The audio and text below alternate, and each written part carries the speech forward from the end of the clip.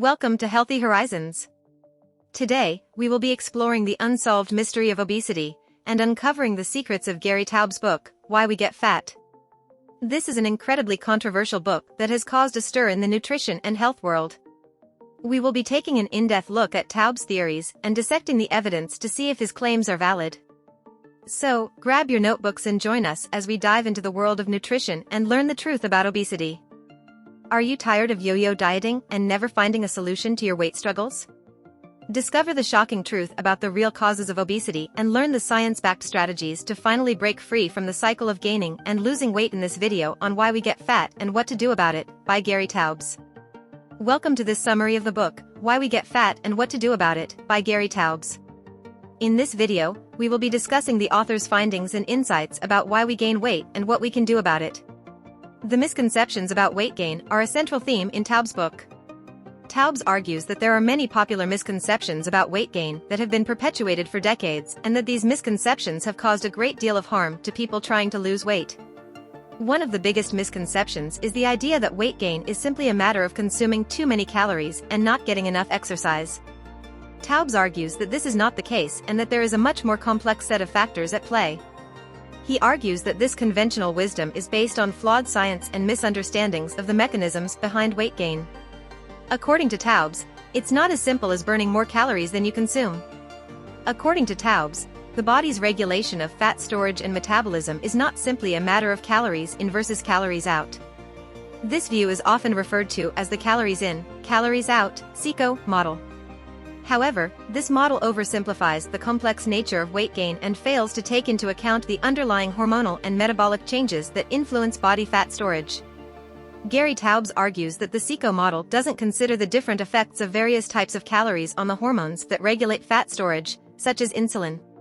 He also mentions that the CICO model assumes that the body's metabolic rate is constant, when in reality it's highly influenced by the type and amount of food we eat. For example, a high carbohydrate diet can result in elevated insulin levels, which in turn cause the body to store more fat even if the total number of calories consumed is controlled. Taubes argues that the belief that weight gain is simply a matter of consuming too many calories and not getting enough exercise is a misunderstanding of the complex hormonal and metabolic processes that regulate weight. He argues that a more nuanced understanding of the role of hormones and the types of foods we eat in regulating weight and overall health is needed to effectively address the obesity epidemic. Moreover, the CICO model ignores the role of physical activity in regulating fat storage. According to Taubes, physical activity has a minimal effect on weight loss, as the body will simply adjust its metabolic rate to compensate for the additional calories burned during exercise. Therefore, the book challenges the commonly held belief that weight gain is simply a result of consuming too many calories and not getting enough exercise and provides evidence-based arguments for a more nuanced understanding of weight gain and the role of diet and physical activity in regulating body fat. Another misconception is that all calories are created equal and that a calorie from sugar is the same as a calorie from protein. Taubes argues that different types of calories can have very different effects on the body and that the types of calories we consume are much more important than the number of calories we consume. According to Taubes, this notion has led to decades of misguided dietary advice and has contributed to the obesity epidemic. The author explains that while it's true that a calorie is a unit of energy, the body processes different types of calories differently based on their composition. For example, a calorie from sugar is metabolized differently than a calorie from protein. A calorie from sugar is quickly absorbed into the bloodstream and triggers the release of insulin, a hormone that regulates glucose levels. Over time, high insulin levels can lead to insulin resistance and obesity. On the other hand, a calorie from protein is less quickly absorbed into the bloodstream and has a more modest effect on insulin levels. Taubes also argues that different foods have different hormonal effects on the body that go beyond their calorie content. He notes that when we eat foods high in sugar and refined carbohydrates, it triggers the release of insulin, which in turn increases hunger and reduces the body's ability to burn fat. This is why diets high in sugar and refined carbohydrates can lead to weight gain even if the calorie content is the same as a diet that is lower in these types of foods. Taubes argues that the belief that all calories are created equal is a misunderstanding of the complex metabolic processes that occur in the body. He argues that a calorie from sugar is not the same as a calorie from protein and that the type of calories we consume plays an important role in regulating our weight and overall health. Gary Taubes argues that the popular belief that weight gain is primarily the result of poor self-control and a lack of discipline is a misunderstanding of the science of obesity and metabolism. According to Taubes, this notion has led to decades of misguided dietary advice and has contributed to the obesity epidemic. The author explains that weight gain is not simply a matter of taking in more calories than we burn. He argues that hormones, particularly insulin, play a critical role in regulating fat storage and metabolism. When we eat foods high in sugar and refined carbohydrates, it triggers the release of insulin, which in turn increases hunger and reduces the body's ability to burn fat. This hormonal effect can make it difficult to control our food intake, even if we have strong willpower and self-discipline. Taubes also argues that the belief in poor self-control as the primary cause of weight gain has led to a stigmatization of overweight and obese individuals, creating a negative cultural attitude towards them. This has resulted in a focus on individual responsibility for weight loss rather than addressing the root causes of the obesity epidemic, such as the hormonal effects of the foods we eat.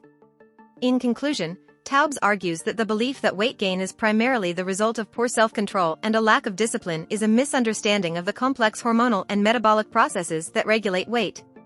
He argues that the focus on individual responsibility for weight loss should be replaced with a more nuanced understanding of the role of hormones and the types of foods we eat in regulating weight and overall health.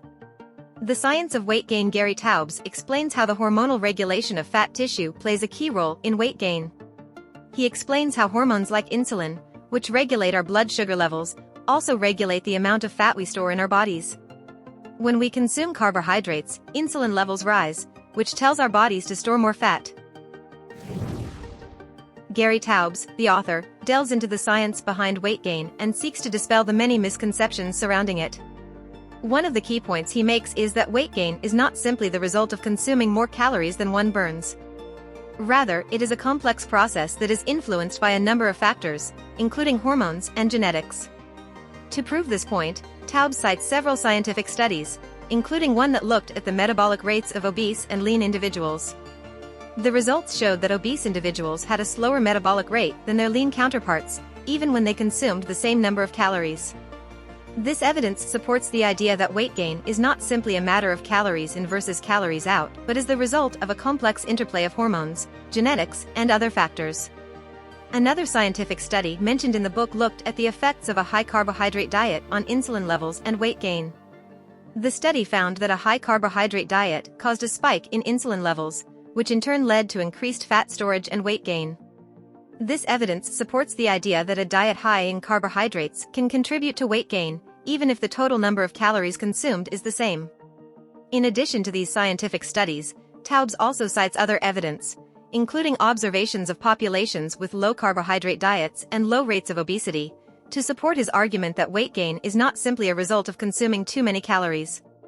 Overall, the book presents a comprehensive overview of the science behind weight gain and seeks to dispel the many misconceptions surrounding it, providing a solid foundation for understanding the true causes of weight gain and what can be done to address it. The impact of refined carbohydrates on weight gain is a key topic. According to Taubes, refined carbohydrates are a major contributor to the obesity epidemic, and they have a unique impact on the human body that sets them apart from other foods. One of the main arguments Taubes makes in the book is that refined carbohydrates stimulate insulin secretion, which in turn promotes fat storage. This is because insulin is a hormone that regulates blood sugar levels, and when levels of glucose in the blood rise, insulin secretion increases. Insulin helps to clear glucose from the bloodstream and store it in the liver and muscle tissue, but if the glucose is not burned for energy, it is converted to fat and stored in adipose tissue. This is why diets high in refined carbohydrates can lead to weight gain, even if they are low in total calories. Taubes also argues that refined carbohydrates can interfere with the body's regulation of hunger and metabolism. For example, refined carbohydrates can quickly raise blood sugar levels, leading to a spike in insulin secretion. This can cause a rapid drop in blood sugar levels, leading to feelings of hunger and decreased metabolism. As a result, people who consume a lot of refined carbohydrates are more likely to overeat and to have difficulty losing weight. To support these claims, Taubes cites several scientific studies, including one that showed that people who consumed a high-carbohydrate diet had higher levels of insulin and were more likely to gain weight than those who consumed a low-carbohydrate diet. Another study showed that people who consumed a low-carbohydrate diet had improved insulin sensitivity and a reduced risk of obesity and diabetes. Overall, Taubes contends that refined carbohydrates have a significant impact on weight gain and that reducing their consumption is an important step in preventing obesity and promoting weight loss. The author delves into the concept of a low-carbohydrate solution as a way to combat weight gain. According to Taubes, the idea behind the low-carbohydrate solution is to restrict the intake of refined carbohydrates, which are known to contribute to weight gain, and replace them with foods that are high in healthy fats and protein. One of the key points that Taubes makes in the book is that the body handles carbohydrates differently than it does fats and proteins. When we eat refined carbohydrates like sugar, white flour, and other processed foods, our insulin levels spike, which leads to fat storage and weight gain. On the other hand, when we eat foods that are high in healthy fats and protein, our insulin levels remain stable, allowing us to burn fat for energy and lose weight. To support this point, Taubes cites numerous scientific studies that have been conducted over the years. One of these studies is the Minnesota starvation experiment, which showed that when people are on a low-carbohydrate diet, they experience a decrease in insulin levels, which leads to an increase in fat burning and weight loss. Another study, the AZ weight loss study, found that people who followed a low-carbohydrate diet lost more weight than those who followed a low-fat diet. The Minnesota starvation experiment was a study conducted by Ansel Keys in the 1940s to understand the effects of famine and food deprivation on the human body. During World War II, there were food shortages in Europe, and the study aimed to gather data on how the body responds to food deprivation and the consequences of this response. The study lasted for 6 months and involved 36 healthy young men who were semi-starved for 24 weeks. During this period, their calorie intake was reduced by half, and they were made to walk 22 miles per week. The results of the studies showed that the semi-starved participants experienced a range of physiological and psychological changes. They experienced significant weight loss, decreased muscle mass, and changes in hormones such as insulin and testosterone. The participants also reported feelings of irritability, fatigue, and depression, and their metabolism slowed down, making it difficult for them to maintain their weight loss once they started eating normally again. The Minnesota starvation experiment was an important study that helped researchers understand the physiological and psychological consequences of food deprivation. The findings of this study have been used to inform policies and guidelines related to food and nutrition, and it remains a landmark study in the field of nutrition and metabolism. The AZ weight loss study was a clinical trial conducted by Dr. Gary D. Foster and colleagues in 2004. The study was designed to compare the weight loss effectiveness of 4 popular diets, including the Atkins diet, the Zone diet, the Ornish diet, and the Learn diet, based on the National Cholesterol Education Program. The study was a randomized controlled trial and included 311 overweight and obese individuals who followed each of the 4 diets for 4 months. The results of the study showed that the Atkins diet resulted in the greatest weight loss compared to the other diets. Participants on the Atkins diet lost an average of 10.4 pounds, compared to 3.3 pounds lost on the Learn diet, 2.5 pounds lost on the Zone diet, and 1.6 pounds lost on the Ornish diet. Additionally, the study found that the Atkins diet also improved other markers of health, such as triglycerides and high-density lipoprotein cholesterol. This study is often cited by supporters of low-carbohydrate diets as evidence of their effectiveness for weight loss. In conclusion, Taubes argues that a low-carbohydrate solution can be an effective way to combat weight gain and improve overall health. By restricting refined carbohydrates and incorporating more healthy fats and proteins into our diets, we can improve insulin sensitivity, increase fat burning, and ultimately achieve our weight loss goals. The author provides several real-life examples of people who have successfully followed a low-carbohydrate diet to lose weight. These examples are used to illustrate the effectiveness of the low-carbohydrate approach and to show how this approach can help people overcome misconceptions about weight gain and the science of weight gain. Karen is a real-life example of a person who was able to successfully lose weight and improve her health by following a low-carbohydrate diet. Karen was previously overweight and had been trying various diets, such as low-fat and low-calorie diets, to lose weight. However, she found that these diets often left her feeling hungry and unsatisfied, and she would often end up gaining the weight back. After learning about the low-carbohydrate approach, Karen decided to give it a try. She was amazed by the results, as she was able to eat food that she enjoyed and felt full and satisfied without feeling hungry or deprived. As a result, Karen was able to stick to the diet and lose weight without feeling like she was sacrificing anything. Over time, her weight loss led to improved health markers, such as a reduction in blood pressure and cholesterol levels. Karen's story is a testament to the effectiveness of the low-carbohydrate approach for weight loss and improved health, and it serves as an example of how this approach can be a successful and sustainable solution for those struggling with weight gain. Jim's real-life example from the book is used to illustrate the benefits of the low-carbohydrate approach to weight loss. Jim is a man in his mid-50s who was overweight and had been struggling with his weight for many years. He had tried various diets in the past, but none had worked for him long-term. After learning about the low-carbohydrate approach, he decided to give it a try. Jim followed the low-carbohydrate approach for several months and was amazed by the results. He lost weight and his cholesterol levels dropped dramatically. He also noticed improvements in his energy levels and overall health. According to the book, Jim's story is a testament to the effectiveness of the low-carbohydrate approach and shows how it can help people achieve their weight loss goals and improve their overall health. In conclusion, understanding why we get fat and what to do about it is a valuable resource for anyone looking to better understand the causes of weight gain and how to combat it. By understanding the hormonal regulation of fat tissue and the impact of refined carbohydrates, we can make informed decisions about our diets and take control of our health. Thanks for watching, and I hope you found this video informative and helpful.